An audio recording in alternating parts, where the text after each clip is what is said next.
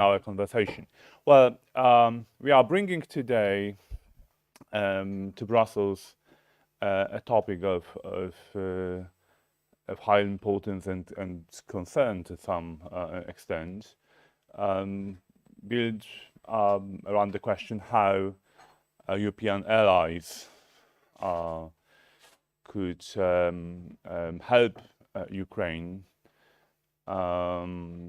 in its fighting its defensive war against Russia. Well, when we talk about war, we usually tend to forget that what we see east of Poland, a conflict between two our neighbors, Russia and Ukraine. It is not a war in the sense we tend to associate or think about on contemporary conflict. Transatlantic allies, Europe, were engaged in conflicts here and there around the globe during the last half a century, but we tried all to observe humanitarian law, international law of war, all this civilized way of conflagration, military conflagration between powers, militants, shaping the relationship between armies and civilian population. War we are observing now in Ukraine, it's everything but a civilized way of conducting military operations. Russia doesn't observe neither humanitarian law, no war, international law of military conflict. So it is a kind of the barbaric middle century exercise. So it is particularly important to find an answer how Europe should assist, how Europe should address to this problem, how we should deal with an actor, Russia, which is not interested in conducting military operation in a humanitarian way. How we should deal with Ukraine, which is a victim of this kind of war. So without further delay, I would like to pass the floor to Valentina Pop of Financial Times Brussels and her special guest today, special guest of us. Valentina, the floor is yours. Yes, thank you. Thank you for the introduction and thank you for coming and watching online. I work for the FT where I edit a newsletter every day, so please subscribe if you haven't already. No, but I'm very honored to have this conversation here with you, Your Excellency. And first off the top, we would like to mention the fact that you are the only ambassador who hasn't interrupted his mission since the war broke out, or since the last invasion in February, because the war goes back to 2014. But seeing all the successive phases, if you want to call them this way, what did it look like from the ground? And I guess the question then is, where are we now, and what does Ukraine need from the European Union? Thank you so much, Valentina. Thank you, Sławek. Thank you for having me. It's a real, it's a real holiday to me. I must say it's been a long time since I not only I visited Brussels, but I crossed the the border of Ukraine, and it's very interesting. Sorry for my dress code, but I had knee surgery and I still need to walk those shoes. So I look kind of barbaric. Please excuse me. When I when I come back to those months, these are like sequences of emotions, really. The first would be like the pre-invasion time. I felt like a accidental passerby who's watching high-speed train heading toward another train on the same rail, and you had this, you understand that catastrophe is coming and you cannot do much about it. So the US, the UK, Poland were among the countries shouting that war is coming, but you realize you cannot stop it or avoid it. This is very frustrating feeling. I believe this emotion, we share the same recollection. Then I had this bizarre, when it started, I had this bizarre feeling of deja vu, that I watched this movie already. I've read this book. Those pictures, those images are the same, but now it's a real life. It's my first war. Deputy Defense Attaché stayed with me all this time, and at some point we discussed different wars. He said, this is my fourth war. He was in Bosnia, in Iraq, in Afghanistan, but this is completely different. This is now war with hundreds of tanks. This is not, with all due respect to Taliban or other bad guys, but this is, massive conventional superpower invasion. It was a shock, and it was a shock also caused by the fact that we are in one of the biggest capitals in Europe, and you constantly hear explosions, and you see smokes of after the rockets hitting middle of the 4 million of the city of size of Berlin in terms of population. This is, I still had kind of feeling, is it really serious? I mean, maybe it's a bad dream. Then I very quickly I had the pride and hope and kind of assurance came when country by country, government by government, nation by nation started to react with supplies, with accepting the refugees.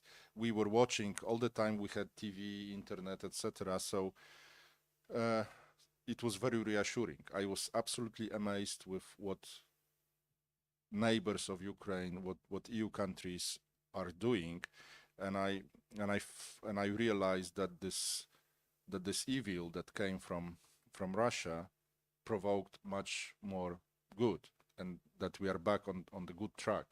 It will take time, it will take suffering, but we'll be okay, and I still believe it.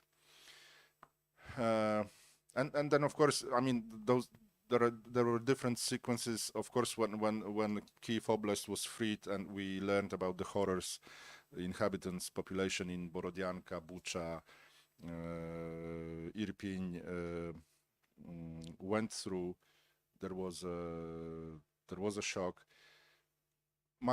And to finish, I'm afraid we'll go circles. We'll have again same slightly maybe modified sequences of emotions. This war will take time. We'll learn about new horrific crimes in other villages, other towns. We'll have stages of escalation, de-escalation. We'll have great examples of solidarity and action from the international community. But it may be harder to go through to repeat those circles. I think we were very much determined and kind of brave, but then when it repeats and repeats, I'm not sure. I remember. I'm promising I finish now. But there was like 2 or 3 months of peace in Kyiv. The sky was clear, everything, people came back, shops, restaurants, everything open. And then the October 10th, and I thought, I mean, I went through this, but then again, I mean, it's too much. Those crazy drones, I mean, this cannot be. I mean, I thought it's it's you know, that's it. March, April, and now again, and human being is a miracle, also in terms of capability to adjust. Only humans can adjust actually to everything, and I've heard a lot of unbelievable stories Ukrainians went through and survived. But at the end, but at the same time, human being is thinking too much and is too emotional, and there may be some line difficult for Ukrainian society, for Ukrainian establishment, for Ukrainian economy. But we'll see. Let's be optimistic. Picking up on this idea of cycles and repetition, and perhaps that the solidarity and unity on the European side might start to not crumble, but at least be under pressure, especially now we have the energy crisis, we have increasing voices even on the other side of the Atlantic, on both sides of the aisle, questioning whether support for Ukraine should continue at the same rate. Do you see a danger there that the unity in the West might start to wobble? I think we are very well aware that this is not war to grab an oblast or a left bank Ukraine or Ukraine. This is the Russians very clearly warned us what is it about. You remember those draft treaties of mid-December.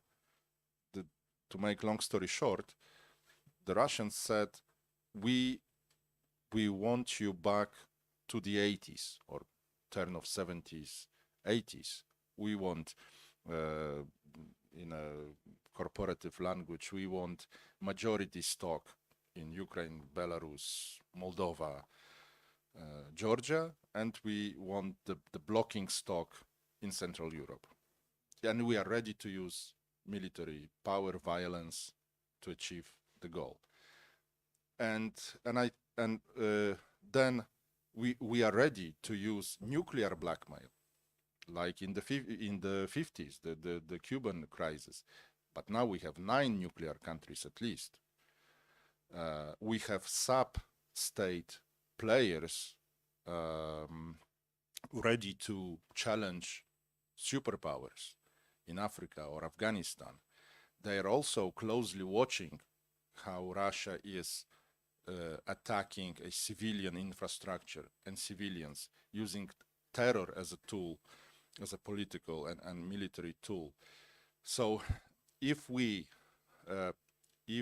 give up, or if we distract from Russian aggression, the consequences would be global. We already see other challengers to post-Cold War or post-Second World War order using this shade of Russian invasion to fix their issues in their neighborhoods with military instruments.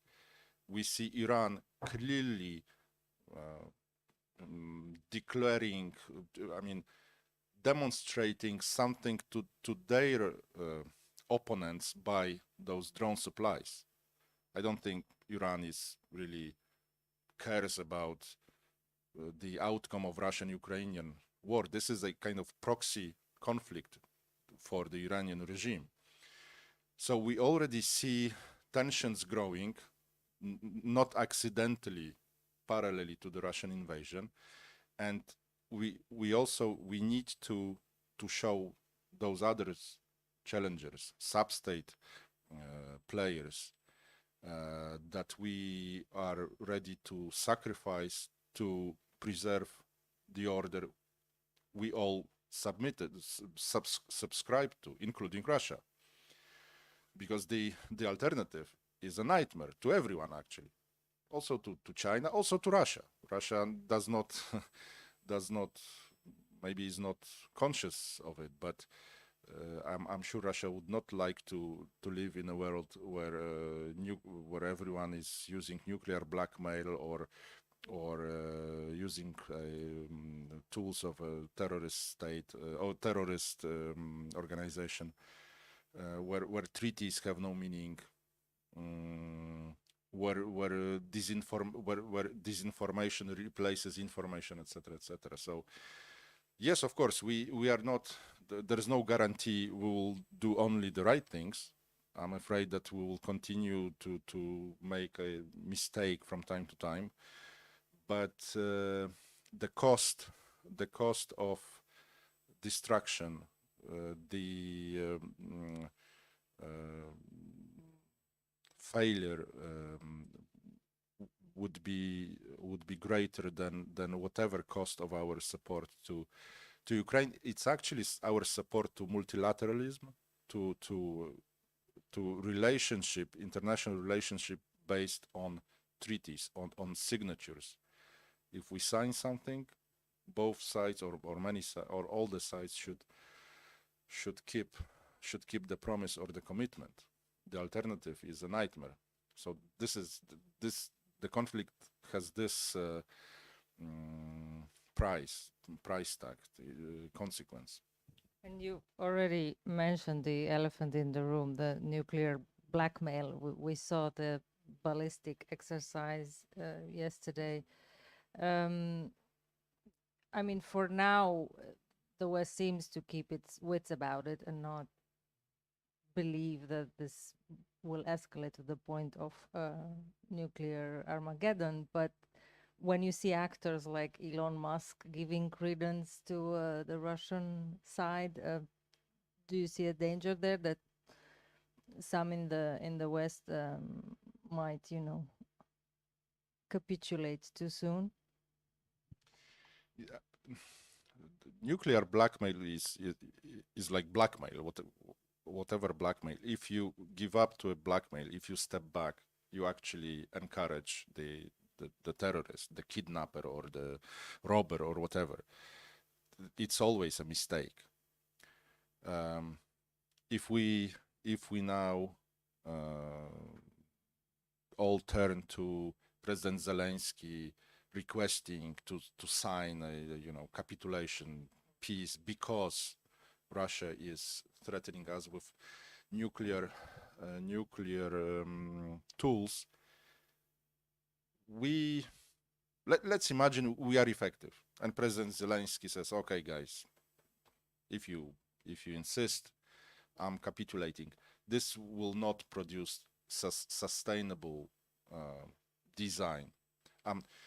From the early stages of war, different leaders issued different statements like, we cannot humiliate Russia. Russia has to save face. Russia cannot be strategically defeated, etc., etc. Pope Francis, presidents and leaders of different countries. But I have never heard, and this is intensively discussed then in Kyiv among us, among the diplomats. But I've never heard nobody who would offer a sustainable deal. Let's say, okay, let's compromise. Let's immediately stop fighting. But there is no convincing idea. I've never met such an idea, because and the problem is not President Zelensky, it's President Putin, because he's not fighting for Kharkiv Oblast or Zaporizhia nuclear power station. And there is no room for negotiations, actually. Can we sign a document that, okay, Ukraine no longer exists, Poland becomes half a kind of protectorate? Would that be enough for the challenger, for the aggressor state? I don't think so. It would only encourage further expectations. So yes, we are probably closer to a nuclear conflict in Europe than even in the 50s. The Ukrainians would say it doesn't matter, we will not give up, even if they use it. Freedom for us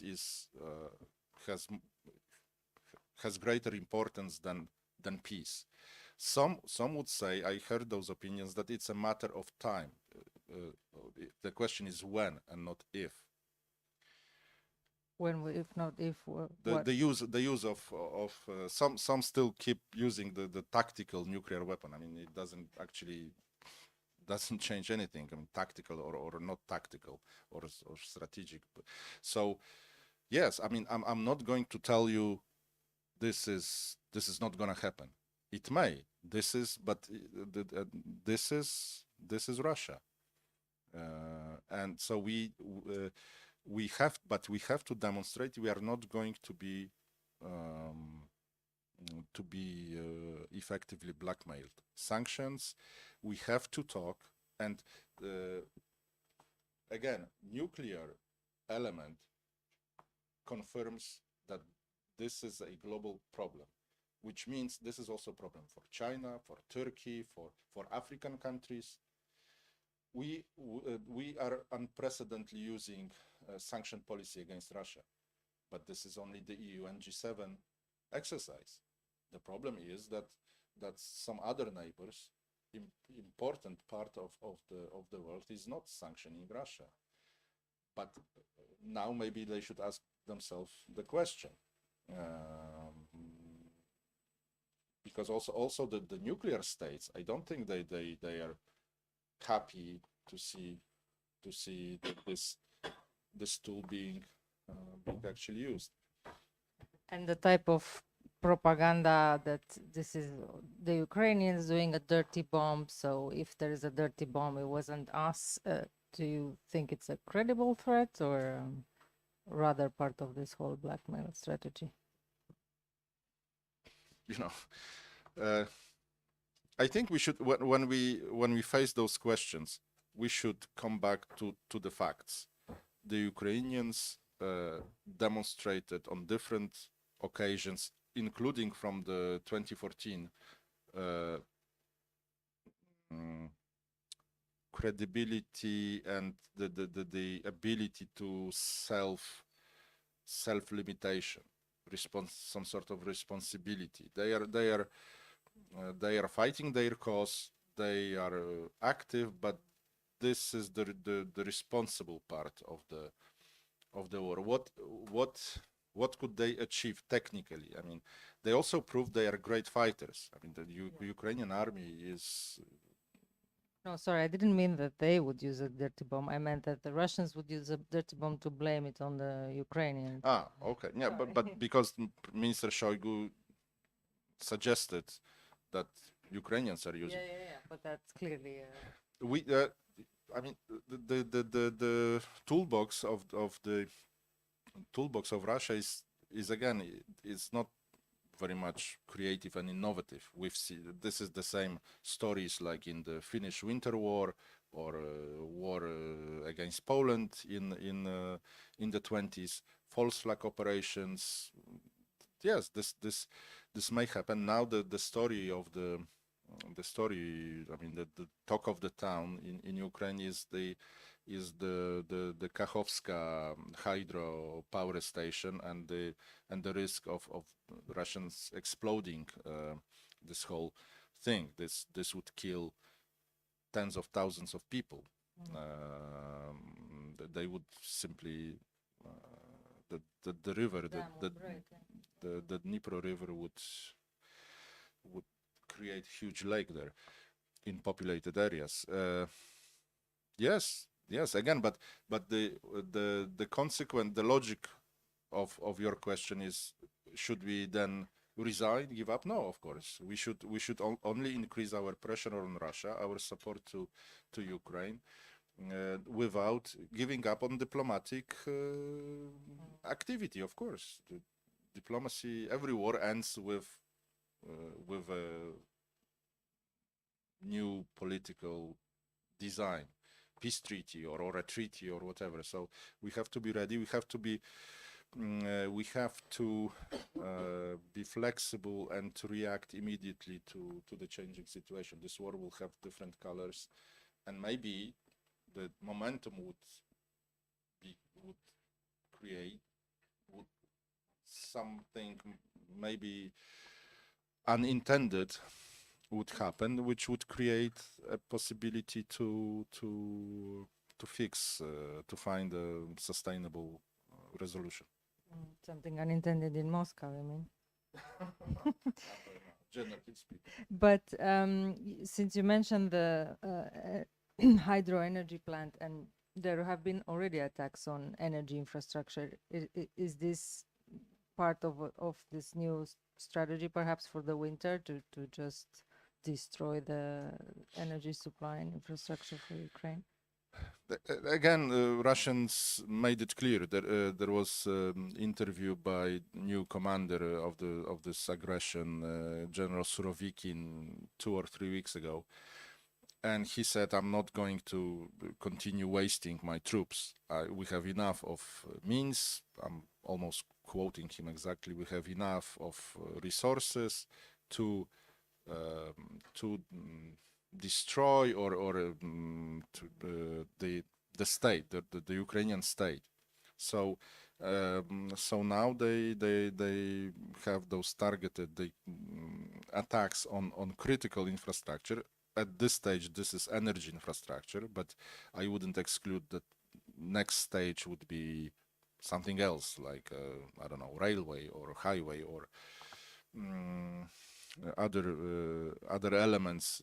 They believe they can break the state, the kind of the back office of the conflict from the Ukrainian side, and then this would produce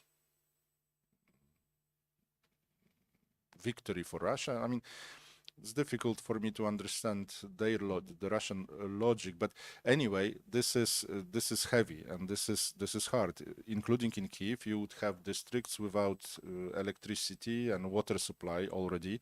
We have Zhytomyr or Vinnytsia or Khmelnytsky. They are dependent on one. The system, like most of our energy systems, it's not diversified in a way. It's not easy to substitute supplies to one city by redirecting flows from the other city. I mean, the system was not designed to survive this sort of attacks. So now we are intensively working with international partners to help Ukrainians reconstruct some nerves of the system, because otherwise we may face new wave of refugees.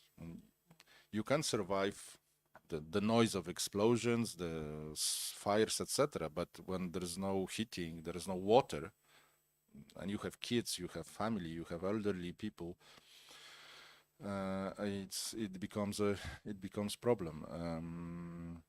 So we, again, let's not be naive. We are still far from victory, and it will take sacrifice. But again, it's much cheaper than the consequences of our failure of us losing the sovereign Ukraine. How does the coordination among Western allies there on the ground work, like between you and other colleague ambassadors? Do you prioritize some areas, or how does it work in practice? Short answer is that there is room for improvement. But the longer answer is that the space of needs is huge, and whatever we can do, the risk of overlapping is limited. Ukraine is a big country, first of all. So, for example, Estonia is reconstructing schools in Zhytomyr, but there are so many schools to reconstruct. Denmark is focusing on Mykolaiv. They have this regional approach. We are providing those modular towns for refugees. somebody brings, somebody sponsors. There is German foundation that brings food to distributes food. Also, Turkey they have mobile kitchens, thousands of ratios, meals a day. And I hope that there is some coordinative center in all this endeavor, maybe in Brussels or New York or Geneva, not in Kyiv, to my understanding. But I don't think it's a big issue. The amount, the scale of needs is huge, and everyone can do something. If a country cannot, for different reasons, supply arms, they can probably send some food or blankets or specialists. The issue with energy infrastructure also is the deficit of engineers. But now, how you can find engineers ready to work in a conflict zone? But maybe there are some. We were attempting to reconstruct Afghanistan, and worse country, worse in terms of the risk of the security setup. And since you mentioned reconstruction, is this the appropriate time to talk about long-term reconstruction, or would you prefer that efforts are focused on, as you said, like reconnecting districts to power grids, repairing the damage done, so that people can still live in these cities under siege? I think that the government of Ukraine is right to work intensively already on post-war phase. There's never too early for reconstruction. When the war ends, we will at least decide on the structure, the financial and procedural structure. It's a big question now. Originally, the government came up with this idea of rapid reconstruction fund. I believe it was called the Ukrainian design, with some international supervision and countries donating, or international financial institutions donating money to this mechanism, and then they would have tenders, procurements, etc. I think this is gone now, and I think international countries and donors, generally speaking, are looking for procurement agents. Will use probably World Bank or EBRD or EIB transparency toolbox, and would use and would then buy things Ukraine would say she needs. My German colleague says they think of a fund in Germany for companies accredited, like the Brits also have it, and they operate in different globally. So it's already a progress if we decide about the structure of the administrative financial structure of the reconstruction. Then we'll have to look for companies and also, President Zelensky said, we are not going to rebuild Ukraine. We are going to build better Ukraine. That it's an interesting concept, very ambitious. We'll see, but it's also a chance.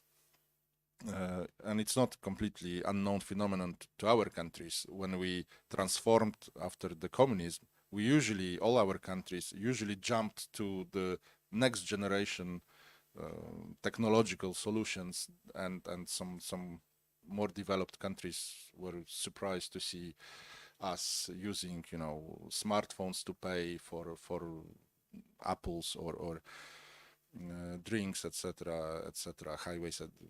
So it's an interesting, I think, from the conceptual point of view. Also, it's interesting phase we are going to enter at some point. Hopefully, the sooner the better. It also sounds a bit like Build Back Better for the Yeah. Biden plan. I do want to open up for questions if we have in the room. Yes? I don't know what the system is. Do we have a microphone or you just shout the question? You will be... No, there is a microphone We coming. need the mic because we are broadcasting globally. Thank you for the Please floor. introduce yourself. Dmitry Shkurko, National News Agency of Ukraine. Thank you so much, Ambassador, for that beautiful presentation. First of all, as Ukrainian, I want to say that we in Ukraine feel a greatest gratitude to the Polish people and thank them for receiving our members of our families, in fact, of fighters who are fighting now against the Russian aggression. That, from my point of view, bring the bilateral relations between the Poland and Ukraine, between the states and the people, on the principally new level. Coming back to my question, the topic of this seminar is what Ukraine needs from European allies to successfully confront Russia. The answer, from my perspective, is pretty simple. The main thing we need the strong and united Europe. And that is the nature of my question. What in that new world, Ukraine, such countries as Ukraine and Poland, could do to preserve that strong and unity of Europe in that challenging circumstances? And a short comment, if I may. There was said that there could be some kind of compromises, some kind of defeat. From the Ukrainian point of view, I can say that there will be no defeat in any way, because already 96% of the Ukrainian population gave their answer to that proposal. There will be no defeat because even if Europe will be tied, Ukraine will still go in fighting. So that they will be fighting to the end, because this is not a question of, how to say, changing mindset. It's a question of survival. Thank you so much, and thank you for answering my question. Thank you for your kind words. From my perspective, a close watcher of the events, I would like to thank you as a representative of this brave nation, because I have no doubts if you failed, this war would reach my home in Warsaw already. They would not stop on the Ukrainian-Polish border. So you saved. We are in a very comfortable, the Western states, in a comfortable situations. We are not dying. We are not sending our husbands, sons, and fathers to the front lines. What we are expected to do is to send supplies to the Ukrainian fighters. They are saving. Some specialists, I talked the other day, I talked to a military expert. He said, already now, Ukraine bought 5 years of peace for Europe. The damage among the military, the troops, the equipment in Russian ranks, they would need 5 years to rebuild. And in some aspects, they are unable to rebuild because they are so dependent on imported elements, chips, whatever. They are unable to rebuild tanks, airplanes, etc. So, thank you, Ukraine. Secondly, I mean, we are unprecedentedly united on one hand. If you go back to the January, February, March, and compare to what we have now, if we were told back then that EU will have 9 packages of sanctions on Russia, would you believe it? No way. Rammstein 4th was the last one, or 3rd? Yeah. NATO members supplying non-NATO member with top advanced technologies. The intelligence sharing with non-NATO countries is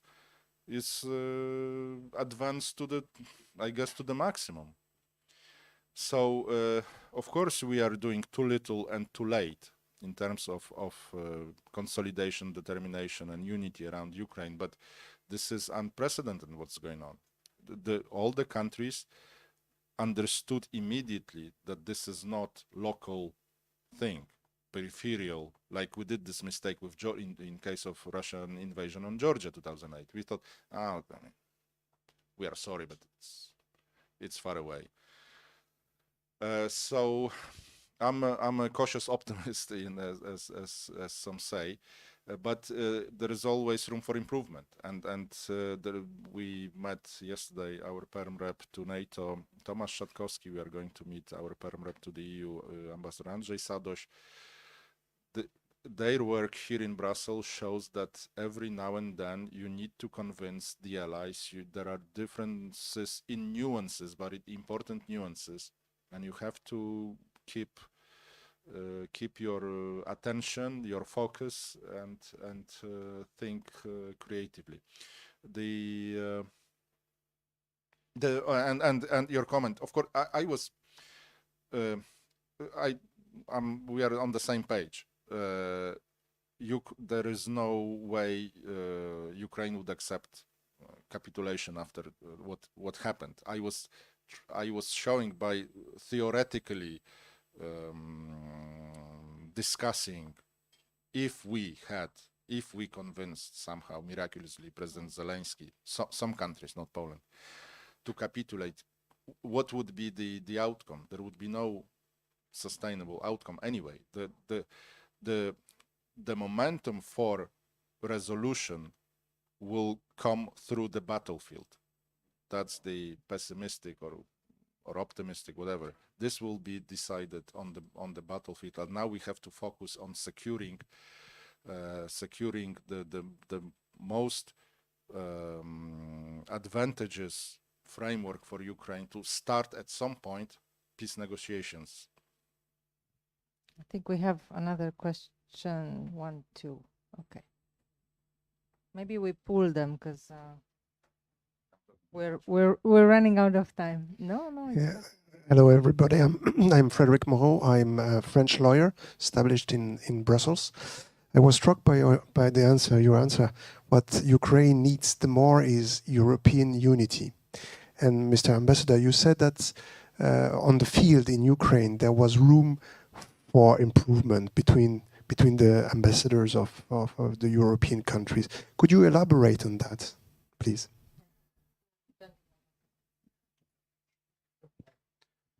Hello, Robert Scheller, independent analyst, but formerly NATO and Polish diplomat.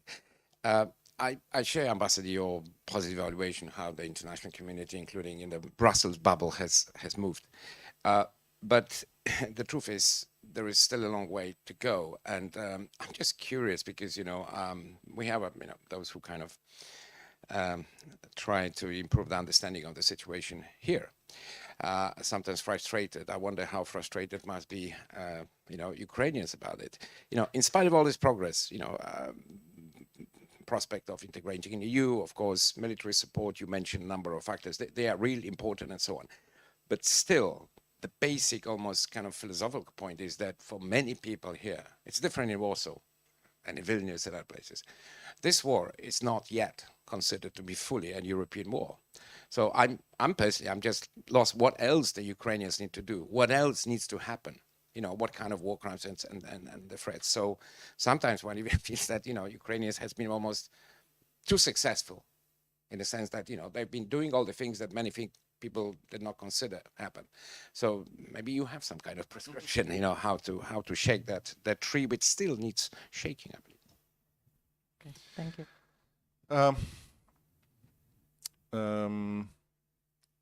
In Kyiv, there is this peculiarity. We have G7 ambassadorial club. G7 countries decided long time ago that they should get more involved in transformation reforms in Ukraine, and it's highly appreciated. But it has some side effects. The 7 embassies are kind of closely working together, and the rest is kind of out of the is behind the pace, the speed of the and intensity and details of that work, and it's not always productive. G7 is a great club, but none of the countries is Ukraine's neighbor. The crisis proved, among other things, importance. It's a universal rule: importance of neighbors. Sometimes, I mean, Russia as a neighbor is also proved to be important in the wrong way. Poland, other countries, in a good way, and we have EU delegation, but again, there are very important players: Turkey, now UK, Canada, the US. They are not EU countries, so so I feel like we could have more regular, frequent meetings in Kyiv and discuss, coordinate better. But on the other hand, we all have limited teams now. We evacuated most of our personnel, everyone. We are so busy with everyday technical issues. Warsaw calling me to fix the ban on, I don't know, corn, and then Ukrainian government calling me to call Warsaw to fix the other thing. So I'm not sure. I don't think this this situation I'm describing is coming from us ambassadors missing something. This is really, it's really hard now to work as a diplomat with less people, less resources, and more tasks and challenges. Plus, maybe I'm wrong person to ask, because maybe it's actually Brussels or New York where those things are coordinated. I'm sure I'm not aware actually of many things happening in terms of support to Ukraine, because I'm not coming to those Ramstein or EU conferences on sanctions and support, or in international financial institutions. And on convincing the public about what else does Ukraine need Yeah, to no, do? this is really hard question. I hope that it wouldn't. You know, the Bucha factor. We discussed the Bucha factor. It had this positive effect that people were shocked and then step up to. But I'm not sure that new sufferings would work this way. We had Olenivka, this prisoners camp, horrific crime, and actually, you know, in Polish news you would find it, but then in some others, not necessarily. The people were shocked. I was actually shocked that journalists started again calling me after Kyiv was hit by 2 or 3 rockets, October 10th. But I said, look, guys, Kharkiv, Dnipro, Zaporizhia have daily, for months, they are daily rocketed. And actually it's new, it's nothing new, nothing has changed. So why you are calling me when you notice that, you know, this playground was, I mean, people are dying in big cities. Kharkiv is not you know, it's not a village. So again, this is the wrong side of this human potential to adjust. We adjusted to those terrors, to this tragedy, and we have conflicts and terror in other parts of the world. We have our own crisis with inflation, with gas, with. So I'm optimistic, but I don't want to fool you that, you know, we can react. But one of the unintended consequences, you know, if Russia's intention was to interrupt the Euro integration of Ukraine, to compromise on sovereignty, etc., this aggression created a top influential leader, created a framework for President Zelensky to be able to call. He's the most popular, so actually the Russian action was counterproductive in this sense. They produced a top leader of Ukraine who is most effective when he calls the French parliament. He has this amazing understanding what works in different publics. When he calls Polish parliament or Polish government, he knows which tones should be played. In the U.S. Congress different, and so maybe the answer is this amazing Ukrainian human potential, creativity, determination. I think we should simply, if we are not sure what to do, we should check what the Ukrainians are doing and and repeat and follow. Thank you so much. Can we still take one question, or? Oh gosh. All right, last round of questions. Make it quick. Yeah, David Abiyago, a journalist based in Brussels for Argus Media. I was wondering, I mean, you can sort of zoom in on different areas of EU politics that affect Ukraine. And obviously energy is just one of those, yeah. And you can even further zoom in, I suppose, the discussions now on price caps and all these types of things. But one issue is common voluntary, obligatory purchasing of gas. You know, obviously Hungary, for its own reasons, which, you know, we don't know exactly, but we can suspect, is against that. But Poland, you know, your minister Anna Moskva came out against that. I mean, this affects negatively, doesn't it, on how we deal with Russia and how we deal with reducing their resources to fight in Ukraine. We also had a lady here. Thank you. Anita Singh-Paic, European External Action Service. First of all, thank you to the organizers for bringing you ambassador here, because it's always very important for us, the Schuman Roundabout, to hear from the people on the ground and their insights. You mentioned the sustainable deal.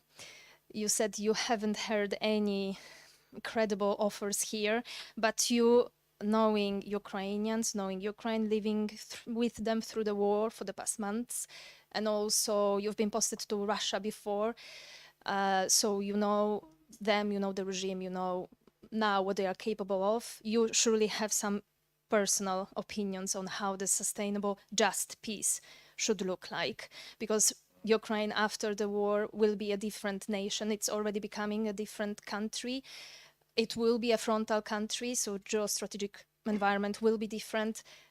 What's the solution from your personal opinion? And I would like to just give to my colleague. Just $1 million question. I hope it is the last question.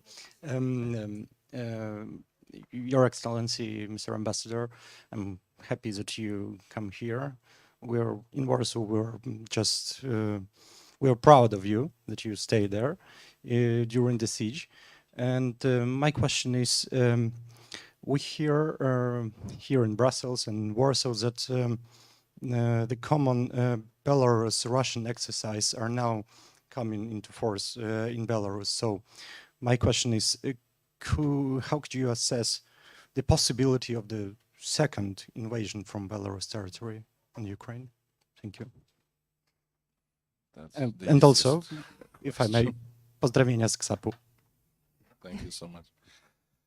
Well, on the gas energy issue, I'm not going to answer for the Hungarians. I mean, I'm not the right person. In our case, we did our homework, and even better, we've been warning, and different governments of Poland were warning the Germans particularly, that you are bringing trouble on your heads with Nord Stream, etc.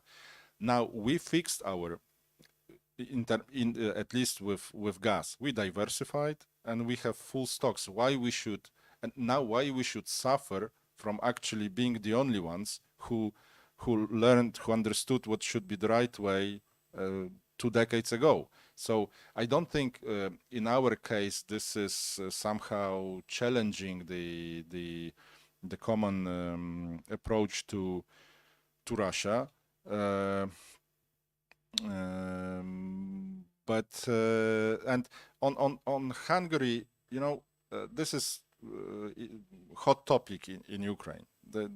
They have there are controversies, but to some extent I think this is unfair. One recent case is this EU military advisory mission. Sometimes bigger states are using actually Hungary to attract all the criticism, but actually it's not Hungary.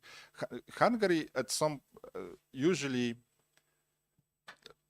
I think there is difference between rhetoric, their narrative, their messaging, and their action. They never blocked sanctions. They never, even if they didn't join the mission, the EU military mission, they didn't block it. So, of course, even us, we are publicly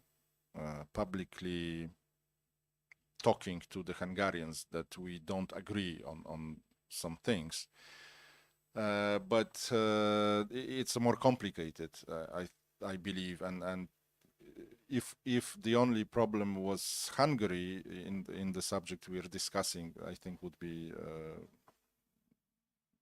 would be happy actually that there are bigger issues, also transatlantic issues.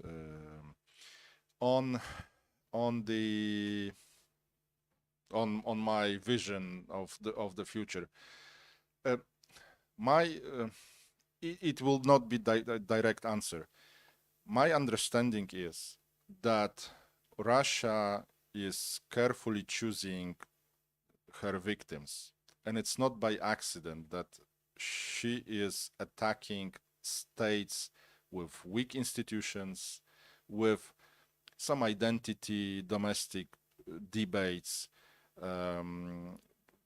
countries with issues on corruption, rule of law, etc. If we really want to have sustainable peace in Europe, we should help countries to build strong institutions, resilience against corruption, by seriously offering EU NATO membership. I'm not saying membership. I mean, only if the homework is really done. Only the EU NATO membership, but not necessarily. But I don't see anything else may make countries like Georgia, Moldova, Ukraine to transform. And aggression is one thing, but reforms, this economic, social front is no less important in case of Ukraine. Let's be honest when we discuss this issue, and if Ukraine uses this crisis to fix things that are independent from Russia, then this would definitely contribute to stability in our. Of course, Russia is the first country that needs to be fixed, but I don't believe in us Poles giving Russians textbook how to live beautiful life. I mean, this has to come from within. We appreciate a lot of help and expertise we received during the 90s, 2000s, but at the end of the day, look, when we began in the early 90s, Ukraine was much richer and stronger country than Poland. Before COVID, we became 6 times richer than Ukraine. So at the end of the day, it's really up on us, Lithuanians, Czechs, and others, and the Russians. But I'm less optimistic about the Russians. But in case of Ukraine, it's doable. It's doable. Then the Belarusian question. I'm sorry to say it again. The answer is when, not if. This is coming. This will be the day when the Belarusian troops cross the border will be the last day of President Lukashenko, because either the troops would turn their barrels toward him, or the Russian mentor will get rid of him, because after Belarus enters the regular fighting, there is no point for President Putin to keep Lukashenko. I mean, he becomes useless. But you know, it doesn't help us in Kyiv particularly.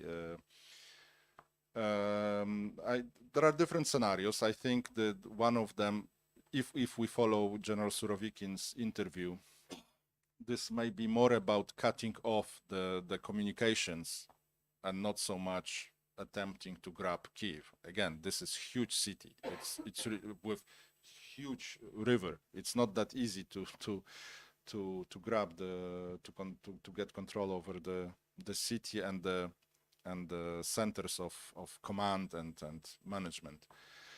But cutting the roads and then the railways would be a problem. But this time we all understand that this is going to happen. So the Ukrainians are much better prepared. They defeated Russians 8 months ago, and now they are even better prepared. So the Belarusian front would reopen, but it would suffer again the defeat.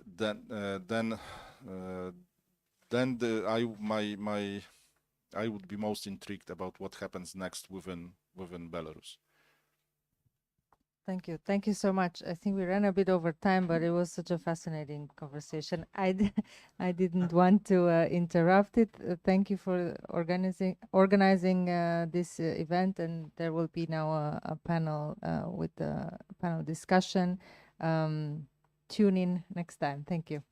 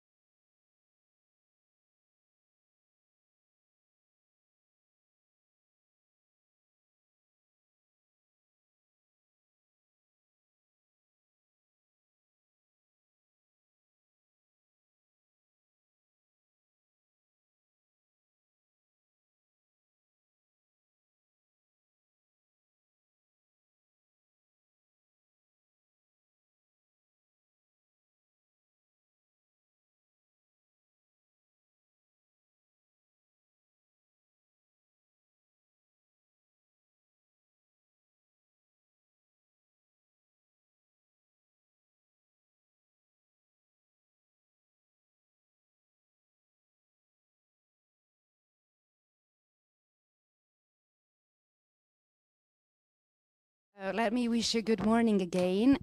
We will basically continue the very nice conversation that we started this morning together with the ambassador and Valentina, who has to leave us, to discuss once more within this excellent panel how to correspond the needs that Ukraine has from its European allies. Let me first of all thanks the Peace Brussels office director Lukas, who is not with us today, for inviting me to moderate this session. My name is Tina Chlediani, call me Tina.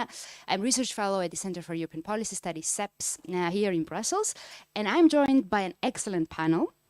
And it's my pleasure to be here with them. So we have with us Mr. Sławomir Dębski, the director of Polish Institute of International Affairs, Peace, in Warsaw. We have with us Daniel Szeligowski, head of the unit on Eastern Europe and the chief analyst on Ukraine, also from Peace, from Warsaw. And Oksana Bulda, who is an international legal advisor and also very much engaged in volunteering on Promote Ukraine here in Brussels. So we have basically 1 hour, 15 minutes ahead, and we will dedicate this discussion to this panel. For the last 15-20 minutes, I will reserve to collect the questions from here in person as well as from the online. So I will just only announce that our audience online is very much encouraged to put the questions into the chat so that we will address them as well at the end of the session. Now, let me start without further ado and go to Sławomir with a question. Recently, very recently, in fact, a couple of weeks ago, you've been together with Daniel in Ukraine on international visit on identifying the needs on how to support Ukraine. You also met President Zelensky, and you brought along several international experts, not only from Europe, but also like-minded countries, let's say. Tell us and share with us what did you find on the grounds after talking to the president, after discussing all these things there. What are the needs of Ukraine, economically, militarily, politically, whatever pick you would like to take and prioritize, and to what extent European allies are actually corresponding and are in a place to correspond to these needs.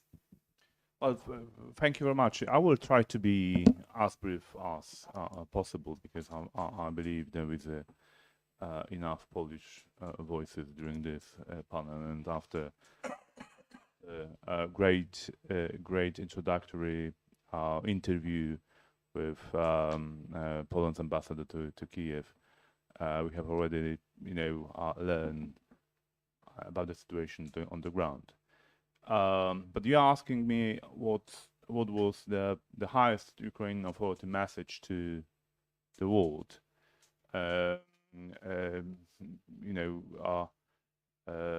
During organized by Peace visits of strategists and experts, those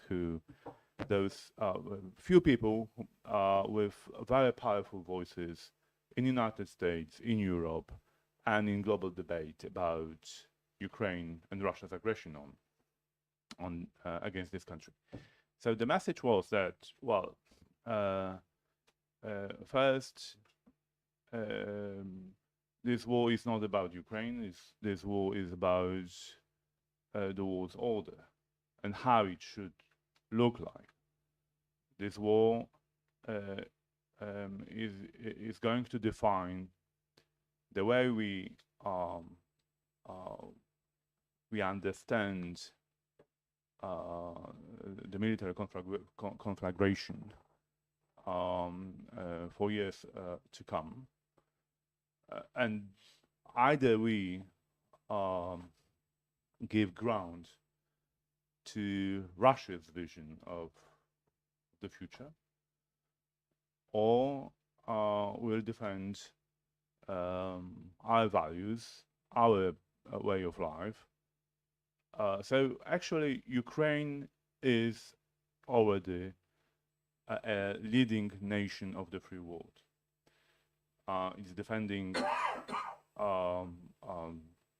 systemic, legal, but also a kind of the civilizational order. It goes without question that on the territories when Russia enters, there is no human rights, there is no order, there is no rule of law, nothing. There is a Russia's occupation. in this town, the folks usually believe that they are in the front of the fight for the human rights. Usually, that's the dominant view here. Actually, there are Ukrainians, the troops on the front line, who are defending, European ways of life and the human rights. So we have to understand that, and that was one of the principal political, I would say. But I think,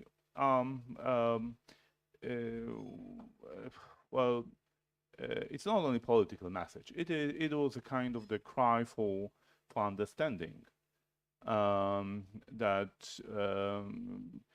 President Zelensky is doing absolutely great job conveying this message to the wider global audience, but also he shared with us his understanding of the situation. But there were also very concrete demands addressed to us, and through us also to the wider audience. First, air defense and missile defense.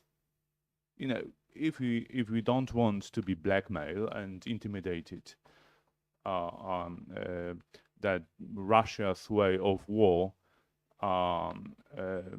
would force us to accept political and military Russia's demands. If you don't want to see Ukrainian cities terrorized, but not only Ukrainian cities, European population, European nations, because Ukrainians are being hit by these missiles and drones, but the message is addressed to us, to this city. Killing Ukrainians is a message to Brussels, Washington, Paris, Berlin, or others. So actually, Ukrainians are a kind of the envelope only, but the letter put into this envelope is addressed to us. So if you don't want to if you want, stop Russia from sending these letters to us, we need to provide Ukrainians an effective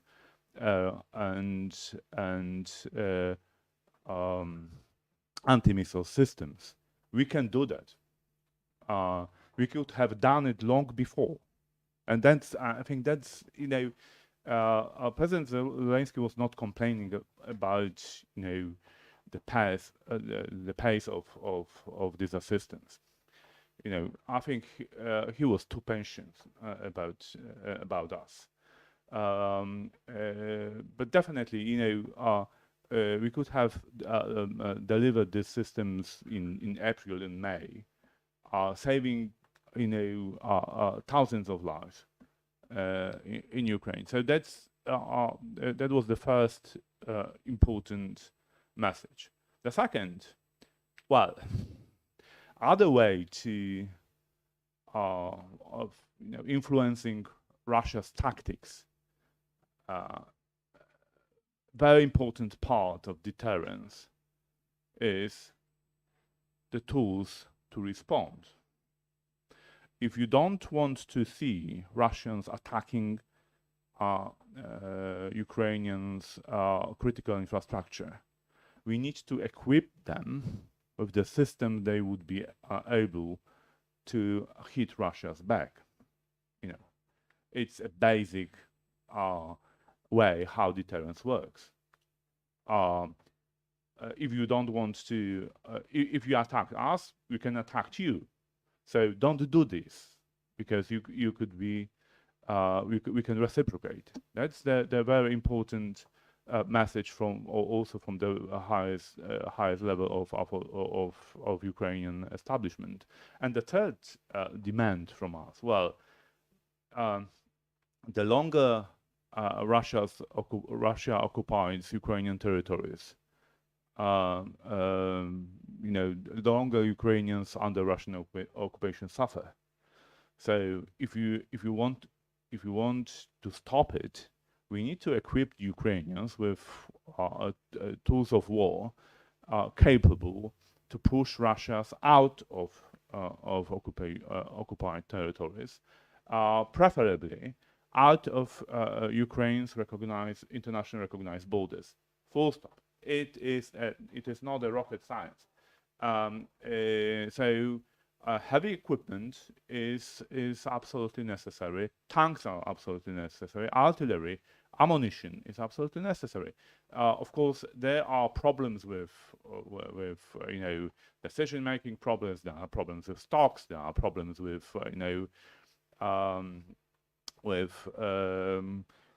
shortcuts, of different kinds on our side. But what is needed to be done, these 3 points, would save not only lives of Ukrainians, but also a big deal of our way of life in this town. Thank you. Thanks a lot. Just to quickly summarize, basically the military aid to ensure the deterrence, to push the Russians out.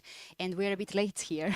Apparently the Europe is late here to provide the assistance. Now let me come to Daniel with a follow-up question on that. So you've been working on Ukraine for so many years, very closely engaged with the think tanks there. We in fact met, I think, last year in Kyiv. Now, what can you tell us more on the needs of Ukraine beyond the military needs? What is the civil society, which is very, very active in Ukraine and very mobilized? What is the message they want to bring to the EU capital and beyond? Well, I don't really think I would differ much from what's been said by Ambassador Cichocki and Director Dembski, so I would frame it differently. That should be a good start. So what Ukraine needs from the European Union, from its European allies, is kind of 3 issues: to sober up, to stand firm, and to sort our own mess. And we start with standing firm. So that's the basic message from President Zelensky. Of course, what they need in the short term is military support. Again, heavy artillery, tanks, air defense. What they also need is more sanctions, because we still need to work out the way how to devoid Russia of resources that it still is in possession to wage the war. Because as long as Russia has these resources, it's quite easy for them to wage the war, which is not waged on their own territory. It doesn't cost as much as it costs Ukrainians. Yeah? So sanctions are essentially a very important part of that. And of course, the other ways of putting pressure on Russia, that's not been voiced, but there are some ideas floating around, and the Ukrainians were quite active working on it. So trying to destabilize Russia from within. I mean, trying to stoke some unrest within Russia itself, because if there is some change, if you expect some change in Russia, it must come from within. It won't come from. How can you do that? Me myself? No, I don't really think I'm able to do that. I said how Europe or the EU could do that, help that processes to move. Could they? Yeah. See, the Ukrainians they have already made a first step, and this is actually recognizing the independence sort of occupation of Chechnya or Ichkeria, and this is the appeal from President Zelensky to the indigenous nations of the Russian Federation. There was an official appeal coming from the president, and some other political moves coming from Kyiv. That's just a first step, yeah. But this is a long process. Then what is extremely important in short term, it is of course to help the Ukrainians survive the winter, because what Putin wants to do now is to make Ukraine an unlivable country and to create a new huge wave of refugees that would en masse go to the European Union, stoke unrest there, and of course Putin hopes that this would create some tensions within the Union and that he would leverage it against European countries. So in terms of energy, some remote power stations, different issues that would be connected to the electricity, to heating systems in Ukraine. So that's gonna be extremely important. Fuel, of course, this is important for the winter period. Now the second part. So I start with standing firm. So they are ready to fight. We are expected to provide the resources and the instruments. The second thing is to put our own house in order, which is we have been quite vulnerable to the Russian blackmail as well. Not in terms of being politically vulnerable, but also economically, in terms of critical infrastructure. We haven't been prepared for this. sabotage or actions against our critical infrastructure. We've rather thought that the war would, be would not go beyond the Ukrainian borders. And when the things happen like Nord Stream or some electricity cables on the sea, then suddenly we run into troubles, and then there are some problems with our response. So the Ukrainians, of course, expect us to deliver on that. And the second part of it, which is closely connected with the situation on the ground, we've been running out of stocks. We need to prepare to defend ourselves in terms of building the defense industry, maybe switching to sort of semi-war time economy, because we are at war, although not everyone is ready to acknowledge it.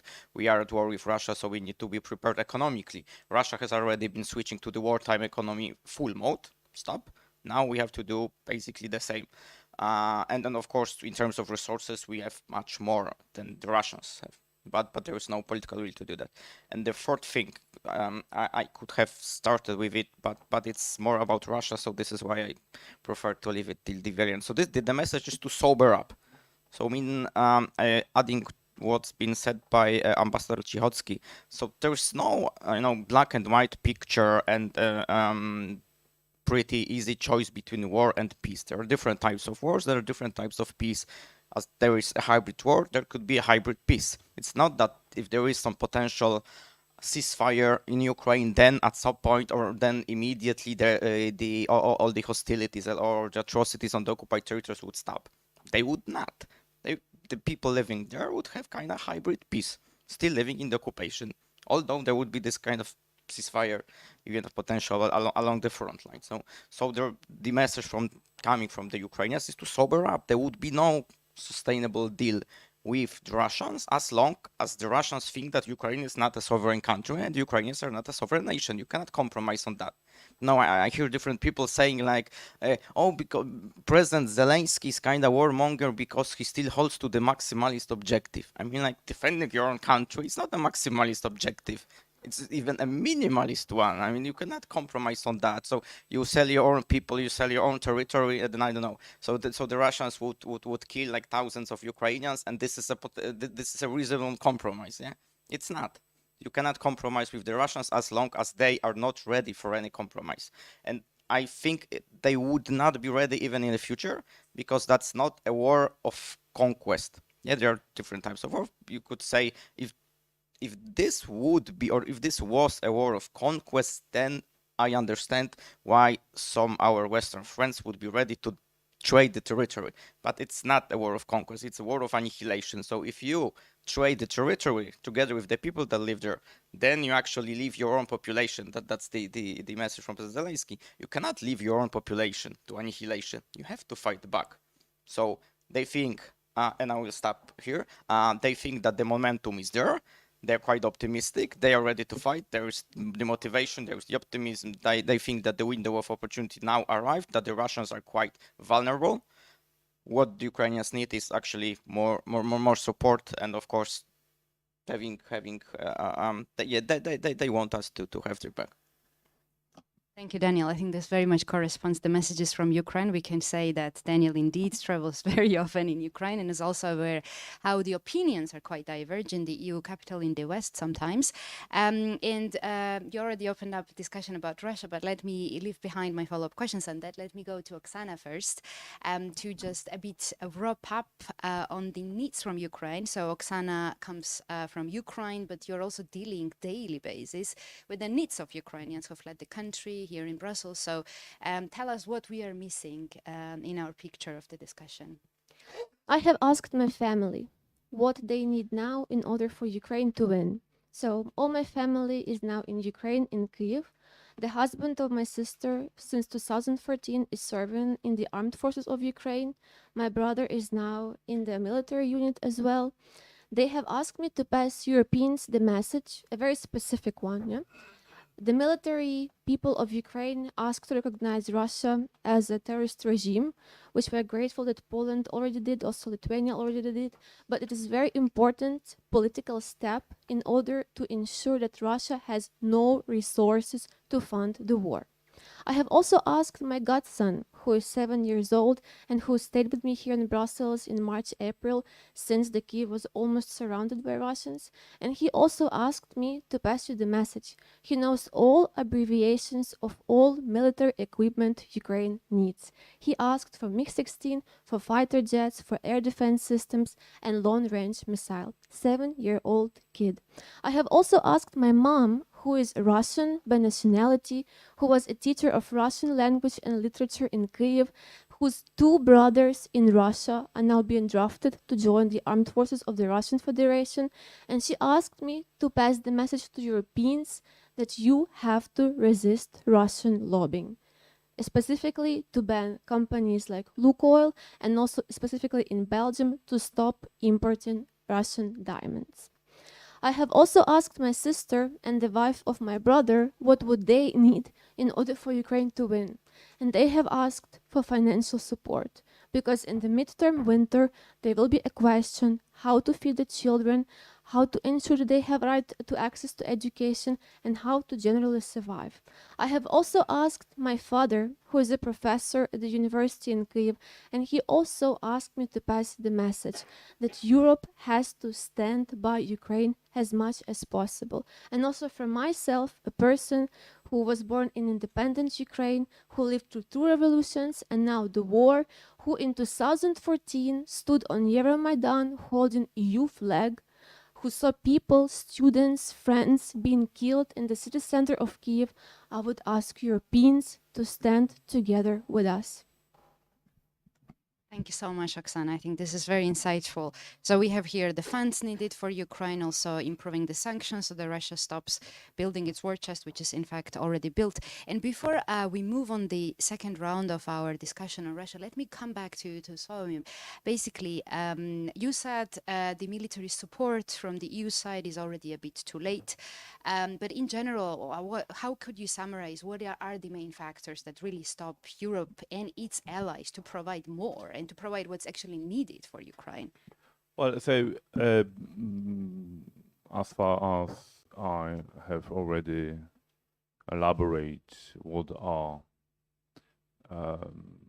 Ukrainians' needs regarding military equipment, there are at least 2 other important pillars which should be discussed in this context. So first, I believe also absolutely crucial is economic support.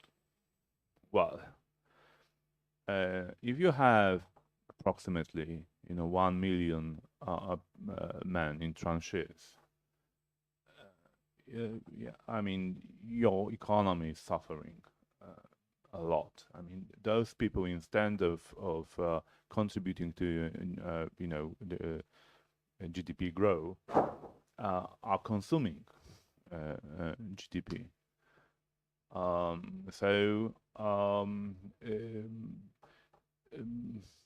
And here, European Union as a community of first values, but also the community which is built on but European Union is a superpower in terms of in regulatory domain.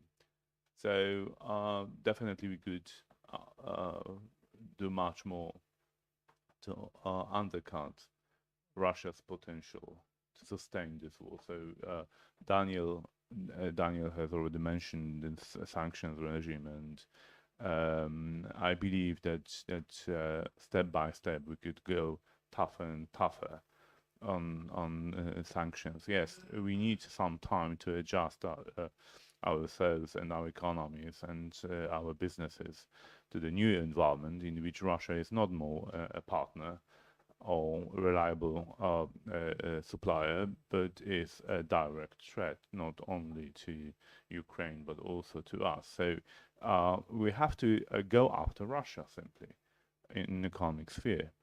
But then there is also another domain which is much less covered, unfortunately. Any war is also an economic as its economic dimension.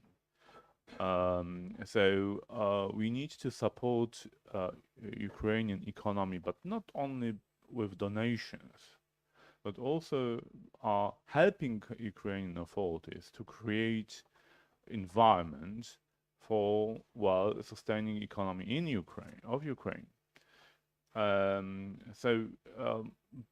It is obvious that business is running out of Ukraine because there is no safe condition to operate.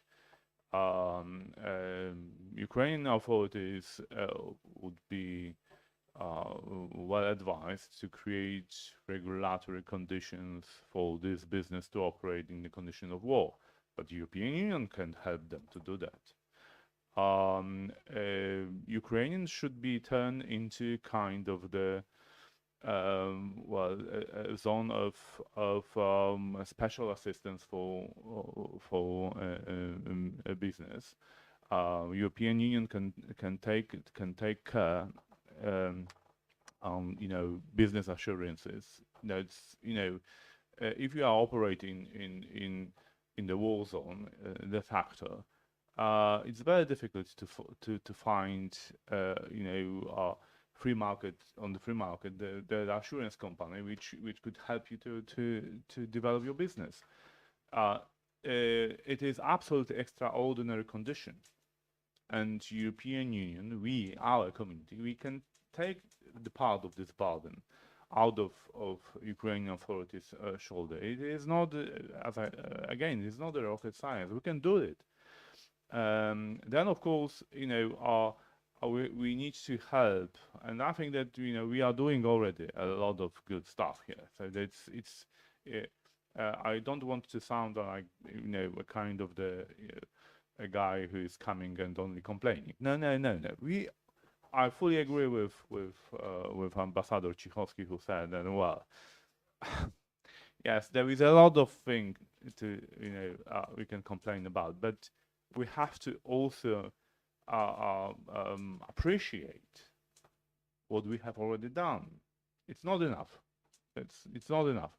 But can you imagine that HIMARS are being delivered to Ukraine in March of this year? Or the two brigades of the Polish would send 2 brigades of these own tanks to Ukraine, not being afraid that Russia may use this opportunity against us. That's a lot of kind of the breakthrough has already happened in our minds and in our policies. So we moved a long way to be in the place when we are now. Yes, it's not enough. We are moving too slow. Yeah, all this stuff. But European Union, transatlantic community, free world community, it is absolutely huge, a complicated animal. It's like a shipping, driving a tanker. Usually it takes us years to adjust to the new environments and to shape appropriate policies. We managed to do it in weeks, while in months. Yes, we could have saved much more lives of Ukrainians. We could have been much more effective here and there, but still, we should understand that we are in the right direction. Last very important element into this. Winter is coming, and Ambassador Cichocki already mentioned that it's not a rocket science. We know that winter will come sooner or later. That's the human lives experience.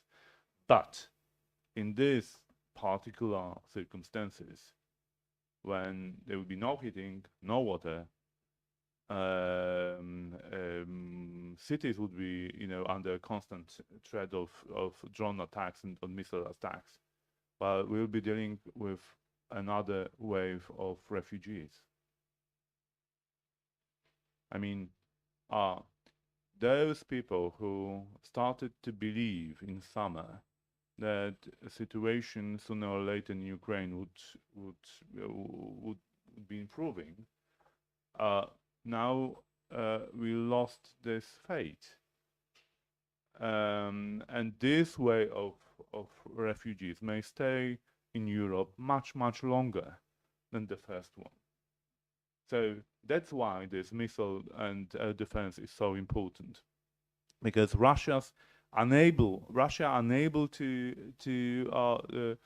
defeat Ukraine on the battlefield, tries to undermine the social support for Ukrainian armed forces, tries to intimidate people and force people to go out of Ukraine.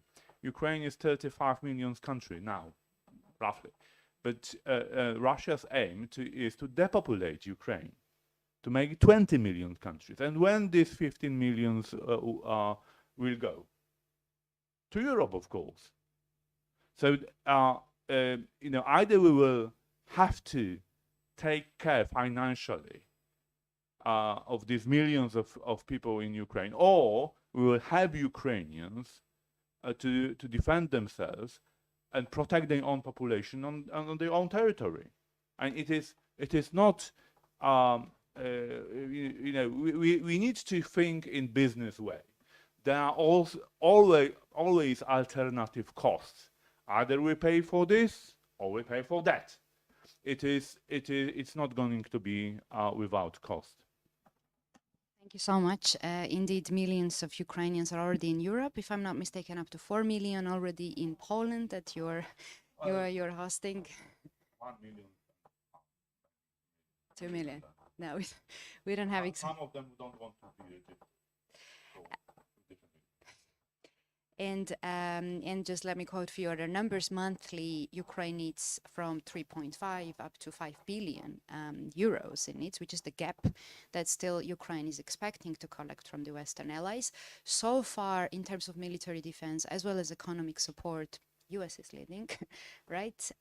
So this, I think, also shows us quite well that Ukraine, in the end, could not just rely on only European support, which is sad to realize, but we should also face that. Indeed, there is much progress made, but there is much more we should do. Now, let me come back to Daniel, because you raised up very important questions about Russia, and I wanted to follow up questions on that. You said, so in the section of the sober up, right, a section, or was it staying strong, if I'm not mistaken, to use the momentum and to increase the pressure on Russia. And I think that brings me to the question. One thing is how we see Russian invasion from the West, from Europe. Another thing is how Russia sees its own invasion in Ukraine. So I'm sure everyone would agree that there is a huge gap in that. So yeah, tell us more about it. What do you think the EU's and West's approach should be towards Russia? How can they actually increase that pressure in a way in their capacities? So I think we've seen a struggle between two different approaches. We've been obsessed with dialogue and this win-win approach in which everyone gets something out of the table, and the Russians, they do like to play the so-called chicken game. In the chicken game you have the two drivers. Yeah, they're running into each other. One is on the left side and the second is the right side. And then when they are running into each other, there are basically two options. You either lose or win. There is no draw, because the scenario in which there is a possible draw, there is the scenario in which they are hitting into each other and then they both die. So this is the only possible draw scenario, which essentially means that both are losing. So this is something that this is the Russian approach. They don't see any room for compromise. They don't see any possible draw scenario. The maximalistic objective is we either win or lose, and we see it in Ukraine.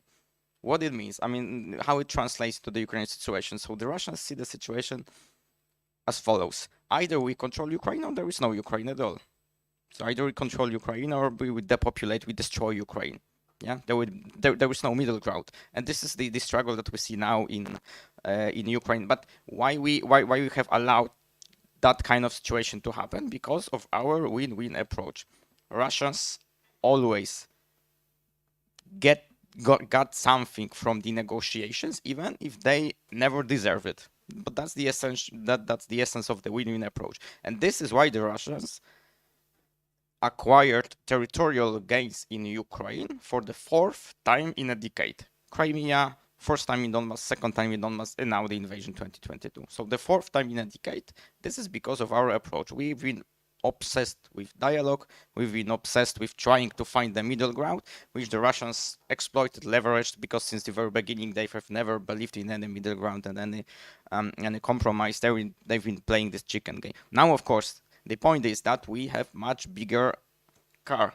Like, you know, if you wanna win in a chicken game, you either buy a big car like SUV car, or you convince the driver, the other guy, that you are crazy enough not to, let's say, not to resign from the game. So either we convince the Russians that we are crazy enough not to resign, or we buy a bigger car. We already have a much bigger car than the Russians. The point is that the Russians think that our driver is kind of coward, and at the end of the day, he would resign from the game. So the point is, I mean, but you see, this is what the Russians are doing. They are leveraging the psychological pressure against the European political elite and against the European societies. We know that we are stronger together, and they still are able to play one against the others. But coming back to the issue of sobering up, we need to sober up. We need to understand that there is no more room for playing win-win games with the Russians, because they do not share our values, they do not share our interests. With that kind of players, you cannot follow win-win approach, because then I don't remember now who said it, probably the Prime Minister of Finland or President of Estonia. There was a very nice interview with a lady saying like, this is the usual Russian approach. They come to the table, yeah, they demand something that they cannot get, but at the end of the day, they at least get something which they didn't have before that. And they are very happy because the next time they would repeat the same approach, and they always got something from these negotiations. So I think this is what we need to acknowledge, and we need to focus much more on deterrence now than on dialogue. We are in the period of confrontation with Russia, like it or not. This Russian approach, I think, is there to stay. Of course, I can imagine a change within Russia, and of course, there has to be some conditions fulfilled, and I think the primary condition is that Russia must be defeated. I mean, the change would probably come when Russia was defeated on the battlefield in Ukraine. The momentum is there. I'm not still quite sure whether there is a political will in the collective, or let's say international community, to defeat Russians. There's definitely been a consensus not to let Ukraine fall, but that's a bit different option than to defeat Russia as such. I see. And what do you miss there, Daniel, in this big political will of the West? Or do you think that it's because we don't have important part of the world with us? I think that's what the ambassador said in the morning, because there are the other countries which are still not sanctioned in Russia. Do we need allies, more allies here? Or do you miss anything else in here? Yeah, the picture is quite complicated. So this is one of the options that we if we get on India on board, let's say, or several different countries, big ones who trade with Russia at the moment, so the sanctions regime would be tightened. But then I can also say that that's not a secret that some of our colleagues really lack imagination in terms of being within the political elite or the expert communities. I remember people saying many times like there is no alternative to a diplomatic solution, and then Putin proved us that there is not alternative. I mean, you can roll up tanks, and there is a military solution to that. So of course there are different alternatives, but we always kind of put a taboo on the table and saying no, it has to be like that. Like there is no alternative to a diplomatic settlement. Of course there is. The decision could come from the battleground, and then it doesn't have to be negotiated behind the table. Then I think that many people are actually afraid what would come next when Russia is defeated. I'm not afraid of that kind of scenario. So I think that if there is someone after Putin, he would be weaker than the Putin, because the Russian regime was actually in its strongest terms. It was. Let's say the Putin felt that he is strong as never before in February 22. This is why he invaded. Ukraine. And this is, I mean, he also thought that we would have never responded to his actions. That the European Union is weak. The United States is kind of disorganized, and then this is the momentum for them to invade Ukraine. So this is I'm very good at complaining, but this is why I don't want to complain about the European Union this time, because I agree that we have responded pretty quickly. Many thanks, Daniel. And let me follow up with Oksana's comments. You've mentioned, Oksana, the lobbying to stop and to counter the lobbying of Russia. You mentioned, and I think in this way, the hybrid war, the disinformation is very, very, very important. What you can tell us and share with us, what are the main, the battlefields that Russia is still winning? Is Russia still winning us in the war of disinformation and lobbying? Indeed, the disinformation and Russian lobbying are very tied to the businesses. I'm living here in Belgium for 3 years, and it was evidential for me that, for example, the company as Lukoil is actually not only doing business in Europe. They do a very strong lobbying of Russian interests here. And then it simply took me around 1 hour to find on internet that actually the CEO of Lukoil of Benelux is actually one of the best friends of Putin, and he even holds a personal award from him. And this person has access till now to all European institutions here in Brussels. It's only one company that I for sure know, and I have documented proofs what are they doing actually. Another example is, for example, the diamonds issue in Belgium. Belgium is one of the biggest exporters and importers of Russian diamonds in Europe. Why the topic of diamonds is never on the sanctions discussions?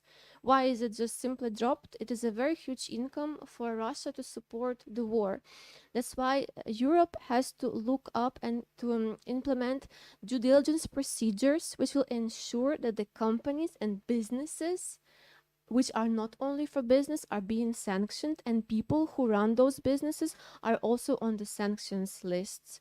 Also, with regards to the lobbying, Europeans have different perspective than Ukrainians about cultural events. Like we see the biggest, the most famous Belgian theater, La Monnaie, is launching Russian season this year when Ukrainians are being killed, when our territory is being occupied. And when you enter in a dialogue and try to explain why this is at least not appropriate, the argument is that the culture is separate from politics. This is the narrative that Russians are using as disinformation.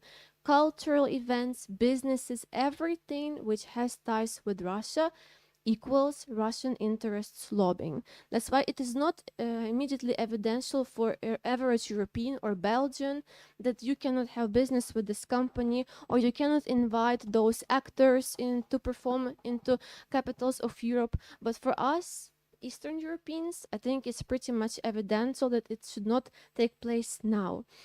Therefore, indeed, the disinformation is a very strong asset of Russians that they have, and I do believe that Ukrainians, also Europeans, have to learn a lot from it in order to resist in the future, because at the end of the time, it comes out and plays bad for all of us. We see, for example, a case in the Hazel Registration Center for Ukrainian Refugees. There were volunteers, translators, for Russian language, because Ukrainians understand both, who were actually stealing the database of who are Ukrainian refugees in Belgium. Welcome to Belgium, Ukrainian refugees. And there are many cases like that. There are very minor issues, there are bigger issues, but they're not being tackled. And when Ukrainians, when our diaspora and our organization trying to raise those topics, they're being shifted for many reasons. Yeah, for Lukoil, we understand it's also big money flow to Benelux. For the diamonds as well, there are huge hotels, Hilton hotels in Antwerp, where many of the Russians with the Dubai passports are remaining, who escaped the Russia and still there. And what they're doing here, they are doing lobbying at every different level. There are Ukrainian schools, so-called, being opened in Brussels, which in fact are Russian schools. And Ukrainian refugees and Brussels authorities are not immediately informed of that. And only after the time, when you see what they're teaching the child, you understand that it's not right place to be. Therefore, this is spread throughout Europe, and we really have to join our forces to fight that. This is very insightful. Oksana I Solomon. would like to support Oksana's point on this matter. You know, well, I used to be, and I still I am a lover of Russian culture, literature, poetry. I speak Russian, so that's. But I have impression, and that's something, you know, really emotionally deep in my in my thinking, that Putin's regime has been stealing Russian culture. They have nothing to do with Russia's culture at all. So the only thing which Putin shares with Russian culture is a language. But I speak the same language as Putin.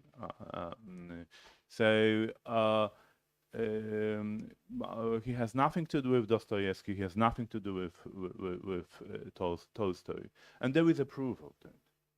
You know, the Hague Convention of 1907 was agreed on the initiative of Russia, and there was a Russian lawyer, Fyodor Mentin, Professor of Fyodor Martens, who convinced Europeans in that time that the way how we are doing wars should be regulated, that we should not attack civilians, that we should not, that the all civilized nations should protect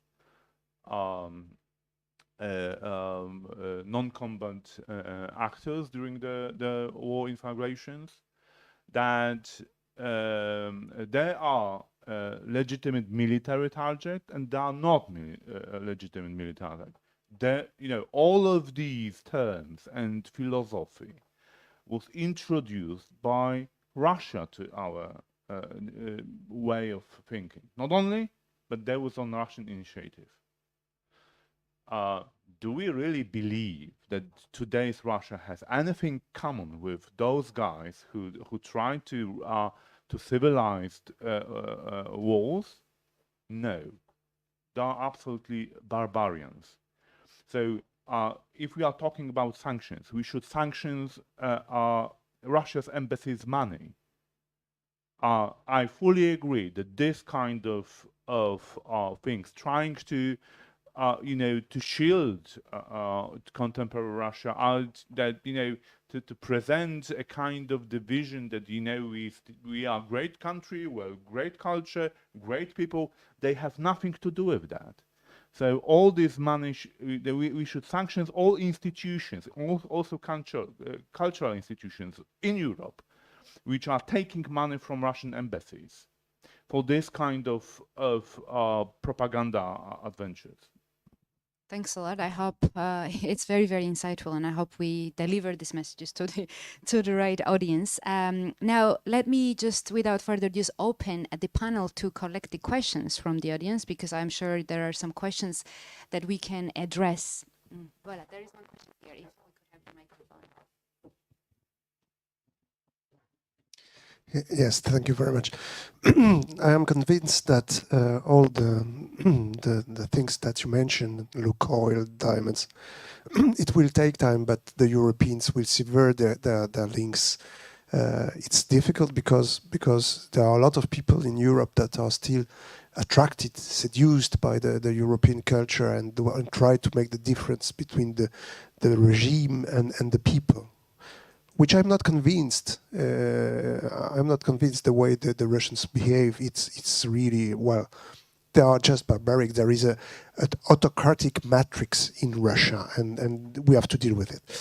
I'm also convinced, well, Europe is doing its best. It's not enough. It has been quick to react, even quicker than the Americans, but okay, even the most beautiful woman in the earth can only give what it does. We have given 27 million euro in overall head. It's only half of the Americans, but it's still 27 million euro. All the Europeans have given more than without the UK, more than 5 billion euro in armaments. So it's not nothing. What I want to say, I am also convinced that sooner or later, and maybe sooner, the Russian army will collapse. And you're quite right, Daniel. It's the full right to reconquer their own territory until the border. Now you're also quite right to say that it's a chicken game. And that is dangerous because if Russia cannot win on the battlefield, then it will be very much tempted to destroy Ukraine. So, in my view, the question is not whether Putin will use the tactical nuclear bomb or not.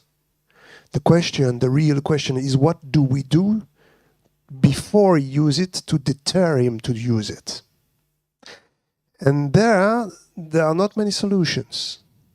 One solution has been put forward by the General Petraeus, who is not the representative of the US government. He say, if they do that, we destroy that, okay. The other option, in my view, which is more important, you only deter nuclear with nuclear.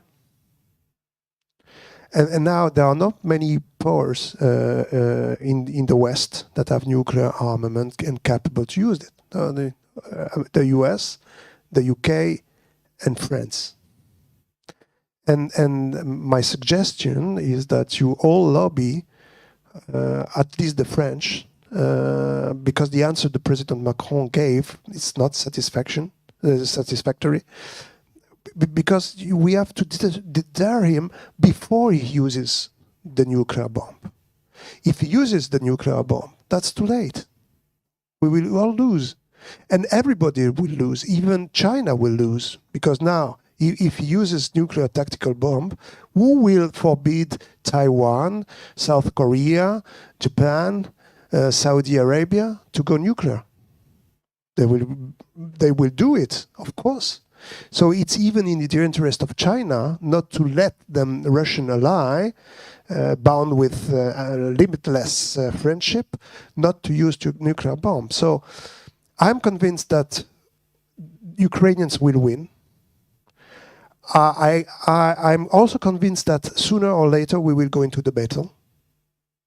Remember, it took the Americans 4 years in '94 to come to Normandy. That's quite a long time. So maybe this time we will be quicker, I hope. But we have to act now and to deter them to stop this chicken game. I fully agree with you. We have to stop. The only way you stop a chicken game is to deter the other guy. Many thanks for these insightful comments, I would say. Do we have questions? Yes, it was not a question. Sorry. If you have a question, please let us know. No, but it's a suggestion. You have to lobby the French and the Brits and the US to deter. In fact, your suggestion has been taken on board, because actually there is, it was a joint statement, so-called P3 countries, after Mr. Shoigu called. That bit is kind of taken care of, by the countries. But your points are very important, because deterrence is not just about doctrines; it's about actually sending the right messages by the right people.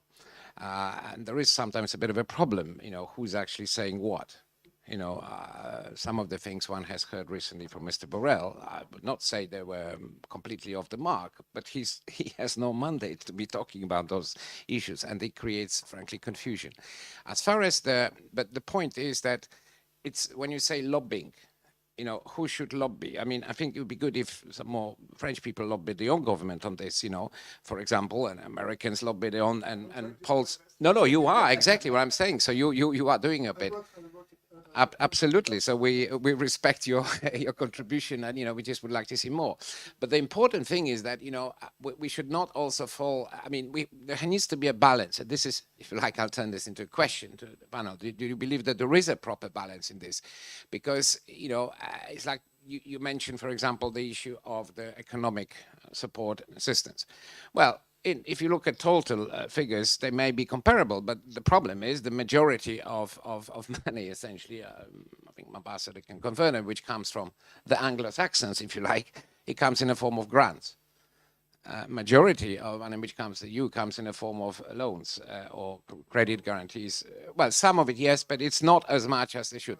And there are big issues. And when people talk about, and that's really a big question, when people talk about the Marshall Plan, well, somebody has to literally come up and write it. And when you leave this issue for later, my growing impression is probably it may have to fall, this task may fall to the countries who actually have the biggest stake in it, because at the moment we just cannot wait.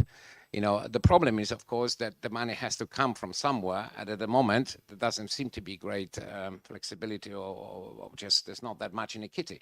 So there is lots of those questions, but everybody's got a job to do. So if I could ask the panel, where would you see what would be to amplify, I mean, to follow up your intervention? What sort of are the main message that you would like to send out to different actors who have different responsibilities in terms of helping Ukraine? Sorry, I've been a bit long. But. No worries. Insightful. We are happy to generate discussions among the audience. Shall we start, Swami, with you? What are the main messages you would like to see?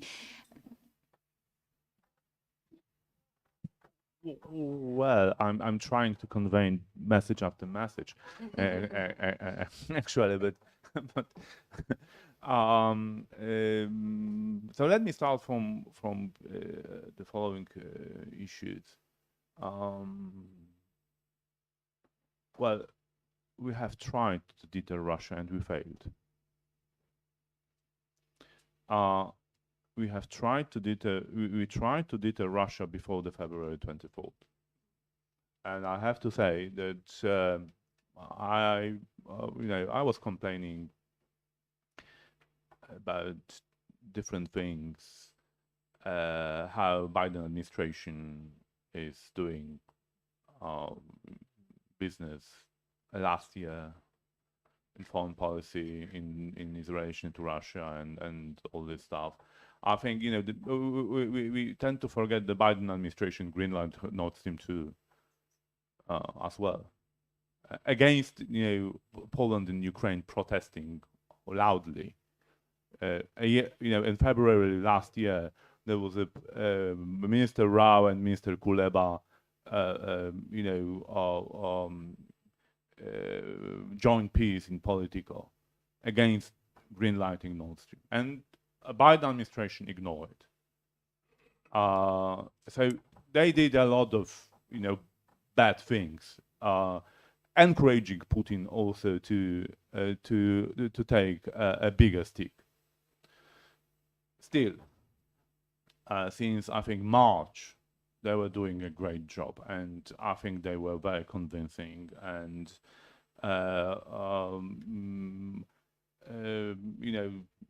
brought all allies on board, creating an alliance, trying to deter Russia. So they did a lot of good things after that. The problem is that what they did failed. We were unable to deter him. So there are some conclusions out of that. So first, we should not rest only on deterrence. I fully agree with you that we should act in advance. It is not enough efforts to contribute to make deterrence credible. Perhaps we are not credible enough before the February 24th. So intelligence sharing, that we, informing the Russians that we know what they are up to, it was not enough. We should have armed Ukraine already then, by the way. Perhaps this could have been a right message to the Russians then. So that's one thing. Arming Ukraine is the thing which could contribute to credible deterrence now. The problem I have with deterrence messaging coming out of Washington, D.C. now, I appreciate what has been said. it was, Sullivan re-established deterrence. It was good, but was it good enough? There is a problem. Again, Sullivan was, I think, too open, elaborating what we are not going to do more than what we are up to if Russians go nuclear against Ukraine. I think that's a mistake. Second, there is a gap between Biden's policy so far towards Ukraine, based on very, I'm not going to go to the details, but just marking, based on assumption that no direct military intervention in Ukrainian territory, and what he said in the context of Russia's nuclear threat. He said that there will be a response, and a conventional one, and so I think that there is a gap. There is a gap because what he says is that the United States may intervene militarily into this conflict in conventional manner. I think that's the tricky thing. I believe that what Biden administration would be advised to do now is to arm Ukraine and provide the capabilities to Ukrainians, enabling them to strike back hard in long distances if Russia goes nuclear, because that could create credibility, that could bridge the gap between strategic messaging and the policies Biden administration has adopted since the beginning of the war. So I think that's, however, I also believe, and I fully agree that in certain moments of escalation ladder, there will be no other way to deter Russia than to enter into this conflict and to secure Russia's defeat, simply. Because if you want to stop Russia's on Ukraine, and we are doing a lot to help Ukrainians to stop them, maybe there is a certain moment of time of the process when there was no other way to stop them, but engage. We are driving a big truck, really big truck. Our homeopathic aid to Ukraine, taking into account the potential we have here in Europe, and together as a free world, we are driving really big truck. So if there is a will to crush Russia and to hit Russia heavily, we can easily do it easily. We have enough money. We have, see, few HIMARS change tide of the war in Ukraine. Just week to week. It's not something beyond that, because we are still afraid. Russia is losing hard.